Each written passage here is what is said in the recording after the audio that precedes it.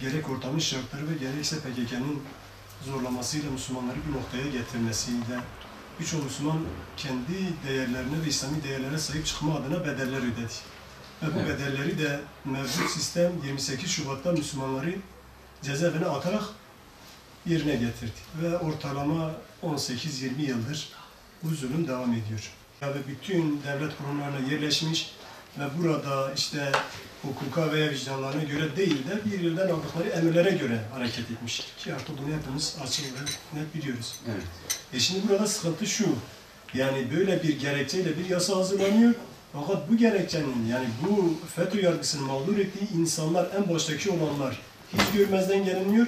Belki de hiç şey olmayan, yani özellikle mesela uyuşturucu suçları, 50.000 kişiden bahsediyorlar.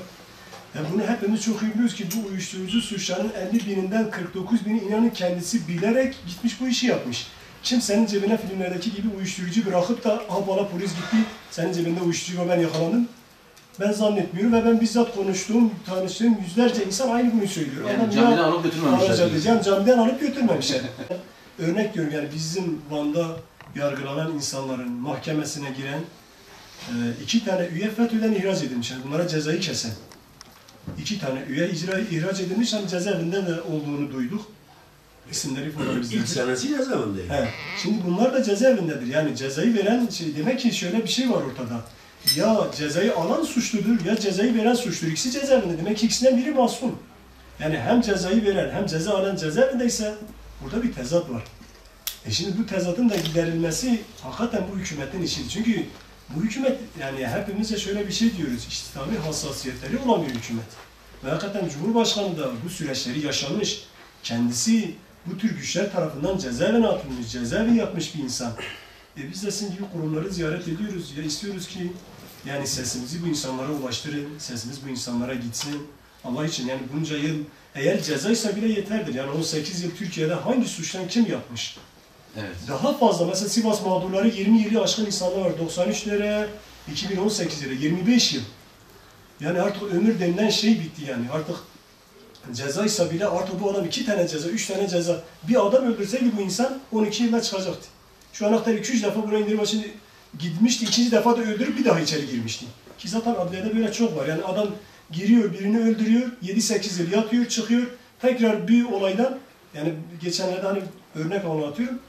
Bir vatandaş birini öldürüyor, 8-10 yıl yatıyor, çıkıyor, gidiyor bir tane ilçeye yerleşiyor. O ilçede de bir tane kimsesiz kadını öldürüyor, bileziklerini falan alıyor, hurdacını falan yapıyor. Araştırmada yakalıyor. Bu adam kısa bir süre önce cezaevinden çıkmış bir çocuğu öldürmekten. Bak yani 10-12 yıl içerisinde 2. cezasından içeri giriyor. Şimdi hani cezaysa bile ki bu Müslümanlar yani bir suç işlemediler, sadece hassasiyetlerinden dolayı değerlerine sahip çıkma adına bu mağduriyeti yaşadılar. Biz de istiyoruz ki Allah için sesimizi ulaştırın.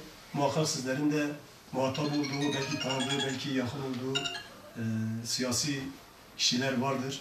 İstiyoruz ki yani bu tür ortamlarda, bu tür yerlerde bunu gündeme getirilmesi lazım. Hakikaten bu insanlar yıllarcadır bu şekilde mağdur ediyor. İşte FETÖ mağduru diye balyoz ve ergenekoncuları hepsini geri çıkarttılar. Müebbet ceza verdiler, onları hepsini çıkarttılar. Artı iade itibar yaptılar, birçoğuna tazminat verdiler. Ya biz bunlardan da yani biz tazminat da istemiyoruz. Biz diyoruz ki bu insanları bırakın, yeter artık. Yani bu kadar süre içeride tutmuşsunuz. Onları yargılayanları siz örgüt diye içeri atmışsınız. Verdikleri kararların hukuki olmadığını söylemişsiniz. O zaman hukuki değilse yani bu mağdurları bir şekilde artık mağduriyetini giderin. Yani iş artık böyle hani zamanı da geçmiş, yani zaman aşımını da aşımını yaşamış. Onun için istedik ki sizleri de böyle ziyaret edelim, bu konuda meramımızı anlatalım. Evet. Sesimizi duyurulması konusunda siz de bize yardımcı olun Allah için. Allah razı olsun. Yani konuyu zaten kısa ve özet bir şekilde açıkladınız. Yani yaşadığımız, sizin yaşadığınız değil, hepimizin yaşadığı bir... Evet, zaten bütün Müslümanlar yani 28 Şubat İslami kesime yapılan bir darbedir. Yani, yani bunu hükümet bile ismini bırakıyor yani. Bu İslami kesime yapılan bir darbedir. Yani bunu herkes de biliyor ki 28 Şubat darbesi Müslümanlara yapılan bir darbedir. Erbakan Hoca'nın üzerinden bütün Müslümanların böyle bir silindir gibi Müslümanların üzerinden geçtiler tabiri caizse. Yani her kesimden camia, cemaatler böyle bir sıkıntı içerisine girdi. Ama gerçekten de yani her ne kadar yani mevcut olan hükümet belki İslami hassasiyetlere sahip olsa bile, dediğiniz gibi Cumhurbaşkanı bile böyle bir mağduriyeti yaşayan biri olsa bile neticede bu mevcut olan hükümet yine de Kemalist sistemin devamı olan bir devlettir, bir hükümettir. Her halükarda ben eminim ki bazı oy dengeleri, siyasi hesaplar bazı şeyleri arka plana atıyor. Mesele odur. Evet.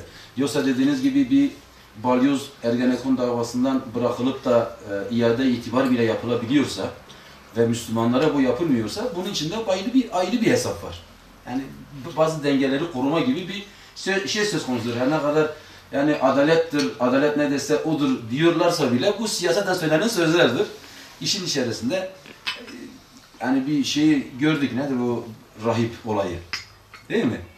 Rahip olayında işte adalet yerini buldu diyorlar ama şimdi ondan 3 ay öncesinden rahibin bütün yaptığı pislikler, PKK ile olan ilişkiler, başkalarıyla olan ilişkiler, Kürt halkının Hristiyanlaştırılmasıyla olan durumlar bütün medyaya yansıtıldı. Ama 3 ay sonra hiçbir şey yokmuş gibi özel uçaklar evine gönderildi. Yani demek ki siyasi dengeler diye bir şey var. Bu şekilde yapılıyor.